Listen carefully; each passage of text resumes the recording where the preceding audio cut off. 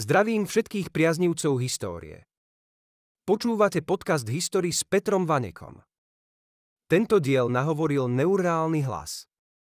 Dnes sa budem venovať osobe Adolfa Hitlera a počiatkom nacizmu v Nemecku, zhruba do vypuknutia veľkej hospodárskej krízy na konci 20. rokov 20. storočia. Dňa 30. apríla 1945 spáchal Adolf Hitler samovraždu v bunkri pod Eríšskym kancelárstvom v Berlíne. Písala sa posledná epizóda tzv. Tretej ríše. O niekoľko dní neskôr 8. mája 1945 došlo k podpisu kapitulačného aktu. Druhá svetová vojna v Európe skončila. Besnenie nacistov a ich spojencov malo strašné dôsledky. Najväčší konflikt v dejinách si vyžiadal desiatky miliónov obetí, ako aj obrovské materiálne škody. Ako to ale celé začalo? Adolf Hitler sa narodil 20. apríla 1889 v rakúskom meste Braunau am Inn. Jeho detstvo a dospievanie boli poznačené konfliktmi s otcom a zlým sociálno-ekonomickým zázemím. V škole sa mu príliš nedarilo a nikdy nedosiahol ucelené vyššie vzdelanie. Postupne prišiel o oboch rodičov. Mimoriadne ho zasiahla najmä smrť matky, na ktorú bol citovo naviazaný. V roku 1907 sa Adolf Hitler presťahoval do Viedne, kde žil až do roku 1913. Vydal sa na dráhu umelca maliara, no nebol prijatý na Akadémiu výtvarných umení. Jeho pobyt v hlavnom meste Habsburskej monarchie možno definovať slovom prežívanie. Žil v biede, nemal stabilný príjem, venoval sa príležitostným prácam, napríklad maľovaniu pohľadníc a býval v lacných ubytovniach. Neschopnosť sociálneho vzostupu musela u neho vyvolávať frustráciu. Práve vo Viedni sa dostal do kontaktu s radikálnymi politickými a rasovými ideami. Postupne sa stotožnil s antisemickými postojmi. Jeho netolerancia a nenávisť bola namierená aj proti Čechom, respektíve Slovanom ako takým. Na druhej strane sa stotožňoval s ideou veľkonemeckého nacionalizmu. V neskoršom období k jeho úhlavným nepriateľom pribudli demokrati a ľavičiari, najmä komunisti. V roku 1913 sa presťahoval do Mníchova v Nemecku. Podobne ako vo Viedni sa aj v metropole Bavorska pohyboval na okraji spoločnosti. Zásadnú zmenu v jeho živote predstavovala Prvá svetová vojna. Do nemeckej cisárskej armády nastúpil dobrovoľne. Zúčastnil sa bojov na západnom fronte, kde bol vyznamenaný za statočnosť 2 železnými krížmi. Po zásahu bojovými otravnými látkami dokonca dočasne prišiel o zrak. Niektorí vedci však s uvedeným nesúhlasia a tvrdia, že slobodník Adolf Hitler netrpel na dočasnú slepotu v dôsledku plynového útoku, ale javil typické príznaky posttraumatickej stresovej poruchy. Budúci nacistický vodca vnímal porážku Nemecka veľmi ťažko a nikdy sa s ňou nezmieril. Za hlavných viníkov prehry považoval v úvodzovkách zradných politikov, židov a ľavičiarov. Teraz si niečo povieme o jeho ranej politickej kariére, o rúrskej kríze a pivnom puči. Dňa 9. novembra 1918 abdikoval Wilhelm II a nemecké cisárstvo definitívne zaniklo. Na jeho troskách vznikla Nemecká ríša. Namiesto oficiálneho označenia Nemecká ríša sa zaužívalo pomenovanie Weimarská republika, keďže práve v meste Weimar došlo v roku 1919 k prijatiu demokratickej spolkovej ústavy. Hlavným mestom však i naďalej zostával Berlín. Práve v chaotickom a turbulentnom období bezprostredne po konci vojny vykonával Adolf Hitler funkciu armádneho osvetového dôstojníka v Bavorsku. Osudovým pre neho i svet sa stal 12. september 1919, keď sa zúčastnil na schôdzi bezvýznamnej ľavicovej nemeckej robotníckej strany. Práve jej činnosť mal ako osvetový dôstojník prešetriť. Adolf Hitler bol programom a postojmi jej predstaviteľov natoľko uchvátený, že sa do nej rozhodol vstúpiť. Nemecká robotnícka strana vznikla v roku 1904, pričom sa orientovala, ako naznačuje jej názov, na robotníctvo. Ideovo sa opierala o ľavicový nacionalizmus a antisemitizmus. Pred Prvou svetovou vojnou takmer zanikla. V roku 1919 obnovili jej činnosť zámočník Anton Drexler, novinár Karl Harrer, ekonóm Gottfried Feder a básnik Dietrich Eckart. Neskôr vo februári 1920 dostala nový názov Národno-socialistická nemecká robotnícka strana. Medzi jej zakladateľmi a tvorcami ideového zamerania figuroval už aj Adolf Hitler. Program strany formulovaný dňa 24. februára 1920 obsahoval 25 bodov. Okrem iného nacisti požadovali vznik Veľkého Nemecka, zrušenie Versailleskej a Saint-Germánskej mierovej zmluvy, koloniálne državy, vylúčenie Židov z národného spoločenstva, vyhnanie Nemcov z ríše, ktorí sa prisťahovali do Nemecka po 2. auguste 1914, zoštátnenie všetkých podnikov a prerozdelenie ich ziskov. Vytvorenie veľkorysého systému starostlivosti o seniorov, vytvorenie strednej vrstvy, prevzatie veľkých obchodných domov a ich prenajatie malým živnostníkom za nízke ceny. Nacisti zároveň požadovali prerozdelenie pôdy, potrestanie zločincov, úžerníkov a podvodných priekupníkov či kontrolu nad vydávanou tlačou a spisovateľmi v štáte. Celkovo možno tento program označiť za rasistický, pričom obsahoval antikapitalistické, šovinistické, národno- i územno-revizionistické prvky. Pôvodné zakladateľské jadro bolo postupne zatlačené do úzadia samotným Adolfom Hitlerom, ktorý sa už v júli 1921 postavil do vedenia národno-socialistickej nemeckej robotníckej strany. Stranu budovanú na vodcovskom princípe začala podporovať časť vojenských a priemyselných elít. K Adolfovi Hitlerovi sa pridali známy vojnový hrdina Hermann Göring, rasový ideológ Alfred Rosenberg či člen Freikorpsu Rudolf Hess. Národno-socialistická nemecká robotnícka strana sa opierala o polovojenský Sturmabteilung, v preklade úderný oddiel. Samotný Sturmabteilung viedol Hitlerov blízky priateľ Ernst Röhm, pričom jej príslušníci boli ľudovo prezývaní hnedé košele. Išlo prevažne o pouličných bitkárov, násilníkov či bývalých príslušníkov armády, ktorí boli zodpovední za vraždy a terorizovanie politických rivalov nacistov a ďalších skupín obyvateľstva. Postupne sa z hnedých košiel stala masová organizácia, ktorá na vrchole mala takmer 4,5 milióna členov. V roku 1920 začali vychádzať stranícke noviny s názvom Völkischer Beobachter, v preklade ľudový pozorovateľ, ktoré sa stali jedným z hlavných nosičov nacistickej ideológie a propagandy. Hoci sa národno-socialistická nemecká robotnícka strana sama označila dňa 14. októbra 1922 za celoštátnu politickú silu, tak samotní nacisti stáli zatiaľ na okraji politického spektra. Prvá príležitosť na uchopenie moci sa nacistom naskytla v roku 1923. Nemecko sa v povojnových rokoch zmietalo vo vážnych ekonomických problémoch, čo znemožňovalo splácanie reparácií. Francúzsko a Belgicko sa rozhodli konať. V januári 1923 obsadili Porúrie, čo vošlo do dejín ako Rúrska kríza. Porúrie predstavovalo priemyselne vyspelú oblasť Nemecka, v ktorej sa nachádzalo množstvo priemyselných podnikov a uhoľných baní. Samotné obsadenie malo slúžiť ako forma zabezpečenia reparácií cez priamy odber surovín a tovarov, tzv. Naturálne reparácie. Weimarská republika nedisponovala bojaschopnou armádou a preto nemecká vláda vedená Wilhelmom Kuhnom rozhodla vyhlásiť pasívnu rezistenciu. Išlo o štrajk, pri ktorom sa zastavila preprava, výroba a ťažba nerastných surovín. Uvedené sa dialo na pozadí prebiehajúcej malej povojnovej krízy zúriacej v Európe. Práve akcia v Porúrí významne zhoršovala jej dopady.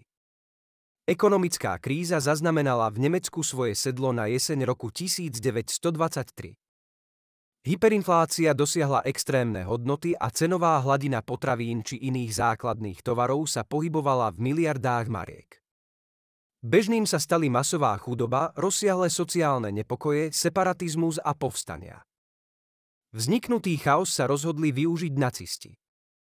Adolf Hitler a jednotky Sturmabteilungu za podpory populárneho generála Ericha Ludendorfa vtrhli dňa 8. novembra 1923 do známeho mníchovského pivovaru. Na pôde pivovaru prebiehalo stretnutie občanov so štátnym komisárom Bavorska Gustavom von Kaarom a ďalšími členmi bavorskej vlády. Adolf Hitler prítomným oznámil zvrhnutie centrálnej moci v Berlíne a vytvorenie novej vlády. Generála Ericha Ludendorfa vymenoval za vrchného veliteľa ozbrojených síl a spomínaného Gustava von Kaara povýšil do funkcie régenta Bavorska. Zadržaní predstavitelia spočiatku súhlasili, ale po prepustení sa postavili proti nacistom. Gustav von Kahr zakázal národnosocialistickú nemeckú robotnícku stranu a následne nemecké ozbrojené sily ráno 9. novembra 1923 zabrali strategické body v Mníchove. Pučisti sa pod vedením Adolfa Hitlera snažili opäť získať iniciatívu a vydali sa na pochod centrom mesta. Vyvrcholenie tzv. Pivného puču prišlo na námestí Odeon, kde došlo k ozbrojenému stretu nacistov a ich priaznivcov s bezpečnostnými zložkami. Pochod bol veľmi rýchlo rozprášený. Nacisti začali v neskoršom období oslavovať svojich 16 padlých z 9. novembra 1923 ako mučeníkov ich hnutia. Medzi zranenými sa nachádzal napríklad Hermann Göring, ktorému sa podarilo utiecť do Rakúska, kde sa liečil a zotavoval. Lekári mu uľavovali od silných bolestí vysokonávykovým alkaloidom ópia, morfínom, pričom na jeho užívaní sa stal doživotne závislý. Práve silná závislosť na tvrdých drogách bola pre nacistických pohlavárov v neskoršom období typická. Vráťme sa naspäť do 20. rokov 20. storočia. Samotný Adolf Hitler sa nevyhol zatknutiu a vo februári 1924 musel čeliť súdu a obvineniu z vlastizrady. Adolf Hitler sa na súde štilizovala do polohy vlastenca a obetného baránka. Tvrdil, že sa snažil len napraviť krivdu spáchanú na Nemecku po prvej svetovej vojne. Jeho vystúpenie zarezonovalo najmä v nacionalistických kruhoch a prinieslo mu popularitu. Napriek závažnosti obvinení bol Adolf Hitler odsúdený iba na 5 rokov, avšak už v novembri 1924 došlo k jeho prepusteniu. Mesiace strávené vo väznici Landsbergu pripomínali skôr pracovnú cestu ako pobyt v žalári. K dispozícii mal samostatnú nadštandardne vybavenú celu s výhľadom, ktorej súčasťou bol aj písací stôl, kreslo a množstvo kníh. Denný režim bol pomerne voľný, pričom mu umožňoval dostatočný oddych i intenzívnu prácu na svojich plánoch a ideológii. Adolf Hitler nebol izolovaný, ale prijímal návštevy a dostával množstvo korešpondencie od svojich sympatizantov. Vo väznici dokonca disponoval vlastným pobočníkom, spolustranníkom Rudolfom Hessom, ktorý mu pomáhal s písaním knihy Mein Kampf. Prvý zväzok tohto známeho diela vyšiel v roku 1925. O 2 roky neskôr došlo k vydaniu jeho pokračovania. Český historik Vladimír Nálevka výborne vystihol obsahovú stránku publikácie Mein Kampf v prvom dieli svojej knihy s názvom Svetová politika v 20. storočí. Citujem. V texte oboch častí sú autobiografické pasáže spojené s politologickými úvahami. V nesúrodom komplexe autorových názorov ide vysledovať 4 základné myšlienkové okruhy: antisemitizmus, vodcovský princíp riadenia spoločnosti a štátu, veľkonemecký nacionalizmus a antimarxizmus. Koniec citátu. Do roku 1945 sa odhadom predalo 10 až 12 miliónov výtlačkov tejto knihy v rôznych jazykových mutáciách. Dominantným prvkom Hitlerovej zvrátenej ideológie bol práve antisemitizmus. Židov vinil za všetko zlé, čo sa udialo nemeckému národu, pričom hlásal ničím nepodložené a klamlivé tvrdenie, že Žid je vždy parazitom na tele národa. Zároveň odmietal parlamentarizmus, politickú pluralitu a demokraciu ako takú. Po novembrových udalostiach začala nemecká vláda pod vedením Gustáva Stresemana zavádzať reformy na stabilizáciu meny a ekonomiky. Popri zavedení tzv. Rentenmark sa stalo zásadným získanie americkej pôžičky. V apríli 1924 došlo k revízii a zlepšeniu podmienok pri splácaní reparácií. O rok neskôr v októbri bola v Locarne garantovaná západná hranica Nemecka. Francúzi a Belgičania sa stiahli z Porúria. V apríli 1926 uzavrel Berlín s Moskvou dohodu o neutralite, priateľských vzťahoch a ekonomickej spolupráci. Kríza sa skončila, začalo obdobie hospodárskeho rastu, ktoré trvalo až do roku 1929. V zahranično-politickej oblasti sa Gustav Stresemann usiloval kooperovať s Veľkou Britániou a Francúzskom. Nemecko zároveň vstúpilo v septembri 1926 do Spoločnosti národov. V období po neúspešnom pivnom puči bola nacistická strana dočasne zakázaná a zmietala sa vo vnútorných konfliktoch. Všeobecne známy je napríklad spor Adolfa Hitlera s nacistom Gregorom Strasserom. Spor sa týkal kontroly nad stranou, ako aj nezhôd v jej politickom i ideologickom smerovaní. V podmienkach hospodárskeho rastu nedokázala národno-socialistická nemecká robotnícka strana presadiť svoj extrémistický program. Až do konca 20. rokov 20. storočia sa nacisti nachádzali na okraji politického spektra. Strana získala vo voľbách do Eríšskeho snemu v máji 1928 približne 810 000 hlasov, čo jej vynieslo len 12 mandátov z celkového počtu až 491 poslaneckých kresiel. Popritom sa však v nej postupne formovali aj ďalšie štruktúry. Popri Sturmabteilungu začal od apríla 1925 v rámci strany pôsobiť aj polovojenský Schutzstaffel, v preklade ochranný oddiel. Jeho jednotky plnili spočiatku funkciu telesnej stráže Adolfa Hitlera. Pôvodne ich viedol Julius Schreck, neskôr od januára 1929 Heinrich Himmler. Zásadná zmena prišla v októbri 1929, keď vypukla veľká hospodárska kríza. V nasledujúcom roku sa naplno prejavila aj v Európe. Popri drastickom rozvrátení medzinárodného obchodu došlo k výraznému poklesu priemyselnej produkcie a k prudkému nárastu nezamestnanosti. Na dne krízy v roku 1933 bolo len v Nemecku evidovaných v ročnom priemere takmer 5 miliónov nezamestnaných. Treba zdôrazniť, že išlo o evidovanú nezamestnanosť, teda reálna bola vyššia. Masová nezamestnanosť a chudoba vyvolávali u veľkej časti populácie beznádej a pocit frustrácie. Takéto podmienky hrali do kariet práve nacistom, ktorí začali mať úspech so svojou sociálno-nacionalistickou a populistickou demagógiou. Ponúkali zdanlivo jednoduché riešenia na komplikovanú situáciu. Za vzniknuté hospodárske problémy obviňovali Židov, komunistov a medzinárodný kapitalizmus. Sľubovali revíziu Versailskej zmluvy, obnovenie národnej hrdosti a sily. V zásade čím horšie bolo Nemecku a Nemcom, tým viac sa politicky darilo nacistom. Nebyť veľkej hospodárskej krízy, tak nacisti by pravdepodobne zostali na okraji politického spektra a skončili v prepadlisku dejín ako bezvýznamný politický subjekt. Týmto tvrdením by som ukončil dnešný diel.